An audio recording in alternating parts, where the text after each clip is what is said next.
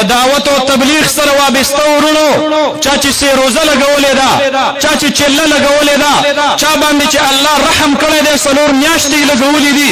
چا چې په ملک اندرون او بیرون سفر کړی دي څوک چې د نارینه او د مستوراتو په جماعت کې الله قبول کړی دي چاته چې الله په خپل محله کې په اندرونی او په بیرونی گشت کې د تعلیم په حلقو کې توفیق نصیب کړی دی زما د زړه د درد دا یو واقعا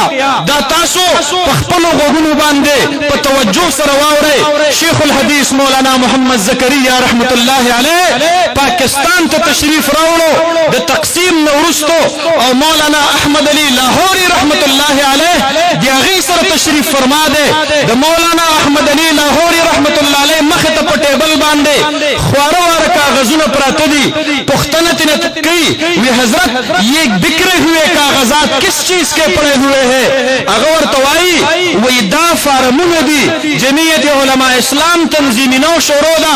کوم سړی چې په جمعیت علما کې وي نو د هغه نوم په دې فارم باندې مونږ لیکو دا فارم سازي ده نو حضرت شیخ الحدیث مولانا زکریا رحمت الله علیه ورته فرمایي وی ما د پاره هم یو فارم ډکا مولانا احمد علی لاہوری رحمت اللہ علیہ ورته فرمائی حضرت آپ تو انڈیا کے رہنے والے ہیں یہ پاکستان والوں کے لیے ہے اب تو تقسیم ہو چکا ہے آپ واپس جا کر ادھر جمعیت علماء اسلام کا فارم بھرنے کی کوشش کیجئے گا هغه ورته فرمائی وی تما ته دا ضمانت را کولای شي چې زه به انډیا ته روغ صحیح سالم ژوندی ګړندی ورسېږم